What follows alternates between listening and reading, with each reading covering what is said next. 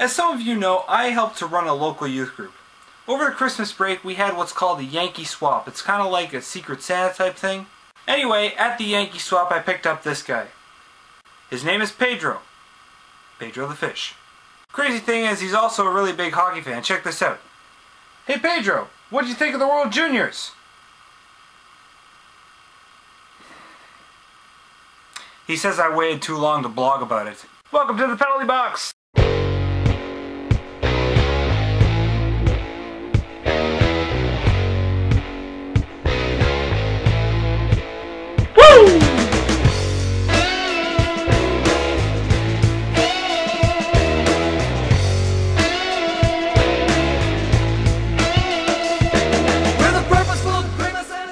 So thank you to Esclad for Pedro. Now, on to business.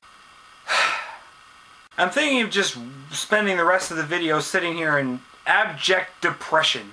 I am of course about to talk about the World Juniors. After winning a thriller on New Year's Eve against the Americans 5-4 in the shootout, Canada faces their North American rivals again in the gold medal game and loses 6-5 in overtime. And Canada fails to clinch that elusive 6th gold medal. So what can be said here that's positive? Canada gets best defender of the tournament in Alex Pietrangelo and the best forward of the tournament in Jordan Eberle. And we've also set the longest medal streak at 12 medals and counting, the second longest streak being set by Russia at 7. But after this final, my first reaction was that I felt kinda cheated, because during this game, Canada was completely hosed on penalties. I saw at least a dozen things done by the Americans in that game that if they hadn't been done by Canada, they would have been called. I saw hooks, trips, hits from behind go uncalled against the Americans, while everything, real and imagined, was called on Canada. The Pietrangelo penalty is a perfect example. Now, to all my American fans, Jason, that means you, look at the hit that Pietrangelo did at the end of the first period that got 12 minutes. Go ahead, I'll wait. Done? Okay. Now, can you honestly tell me that that hit deserved 12 minutes? 2 maybe, but 12? While not 5 minutes earlier, I saw an American player hit a Canadian behind the American net face first into the boards. That wasn't called. And that's just one example of the kind of game the officials were calling. But I do have to give credit to the Americans. They had a great team. They played hard and really tight defense. And the speed? Wow. I mean, on the game-winning play when Canada was caught up ice while the United States broke out, there were a lot of those that our goalie had to bail us out on. Our luck just ran out. So congrats to the US on your 2nd ever gold medal. Maybe one day when you grow up you can win 5 in a row like us. Just joking, this medal was well deserved.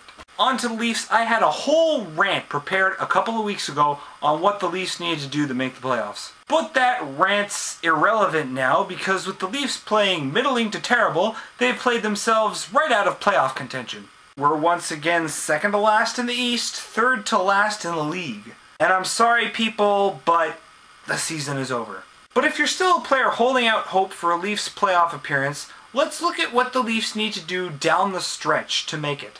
Let's assume a playoff position is around what it is most years, which is 90 points in the standings. The Leafs currently have 43 points in 51 games, meaning that in the last 31 games, they need 47 points, meaning that they have to win 27 games of their remaining 31. That leaves room for 4 losses. Yep. So yeah, it's over. That said, I do hope the Leafs spark something, because nothing at all is gained by losing at this point. If you play yourself up to 9th or 10th position in the East, even though you miss the playoffs, I will stand and applaud. I just want to get out of the bottom 5 in the league. So can you do that for me, boys? Please don't give Boston that top 5 pick. Now I want to address the fans who are whining and complaining about Toskala playing instead of Gustafsson. Now I can kind of see the rationale for playing Gustafsson. He's shown flashes of brilliance. It's clear Toskala is not the future. We have to give Gus more NHL development, see what he's capable of. I get it. But the fact is, Gustafsson and net will not change the Leafs' fortunes. In fact, they'll probably get worse in the long run if we do that now. Because it's not the goalie that's the problem right now. It's not the goalie that's blowing these 3-goal leads. Yeah, Toskala can let in a couple of softies sometimes, but a goalie is only good as his defense allows him to be. And people seem to forget or make excuses early season examples, such as the 6-2 debacle against Washington, where Toskala let in 3 goals in the first period, got yanked, Gustafsson went in, let in 3 goals in the second period. Or the game against the Flames, where Gustafsson gave up 4 goals on 10 shots. My point is, it is important to give Gustafsson a couple of starts, but if we put him in net night after night behind the current Leafs team, his confidence will not just be shaken or broken, it'll be shattered. Then the Leafs will have another Andrew Raycroft and still no answers in net. So please, don't give me the whole ride Gustafsson down the stretch talk, because it's A, not going to happen, B, wouldn't help us, and C, not gonna happen.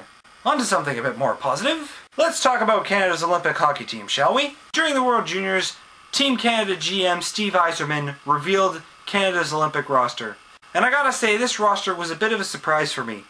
Not because of who made it, but more because who didn't make it. So let's take a look, starting with defense. On the blue line for Team Canada, we have Dan Boyle, Drew Doughty, Duncan Keith, Scott Niedermayer, Chris Pronger, Brent Seabrook, and Shea Weber. Now there were 3 players I thought should have made it. Mike Green, Jay Bouwmeester, and Dion Phaneuf. But then we look at the rest of the defense corps, and it's hard to say who these guys would replace because they're all very talented players. But if you put a gun to my head and force me to choose, I would probably swap out Drew Doughty, Shea Weber, and Brent Seabrook. Many of you may not agree with me, but I think Doughty may be a bit too young for this kind of competition. And as for Weber and Seabrook, they're just not as talented as Mike Green, Jay Bouwmeester, and Dion Phaneuf. One thing that does worry me about the defensive core is the lack of sandpaper. Lots of flash finesse and point getters, but I think it would benefit the team more to have a good balance of big, tough, bruising defensive defensemen. Anyway, let's move on to the forwards. Canada's forwards are Patrice Bergeron, Sidney Crosby, Ryan Getzlaf, Danny Heatley, Jerome McGinley, Patrick Marleau, Brendan Morrow, Rick Nash, Mike Richards, Corey Perry, Eric Stahl, Joe Thornton, and Jonathan Toews. This is an impressive lineup. One of the things I'm most pleased with is they're keeping together one of the most effective lines in the entire NHL together, the Marleau-Thornton-Heatley line. Because as much as I dislike Heatley, that line has mad chemistry and can do some major damage. The biggest surprise among the forwards for me has to be Patrice Bergeron.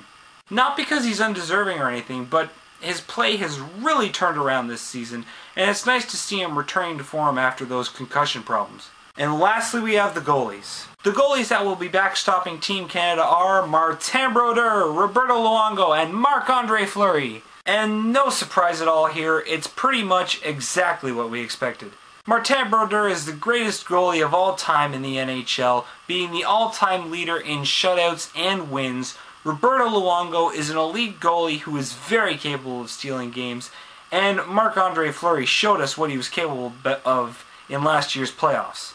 And a good thing about this group is that it's a very young team, the majority of players being 25 years or younger. It also only has 7 players remaining from the squad that finished an abysmal 7th place in the Turin Olympics, and for that, I applaud Steve Yzerman. The team needed a shake-up, and he achieved that without sacrificing any skill. Anyway, guys, that's it for me for now. I'm sorry it took so long to get this up. I was just enjoying the Christmas break, and I hope you did too. So remember to cheer on Team Canada in the Olympics, and to cheer on Canada's team in the NHL. Go Leafs go, and go Canada go. Hey, oh, Canada! I will punch you in the throat if you ever finish that cheer. Peace, guys.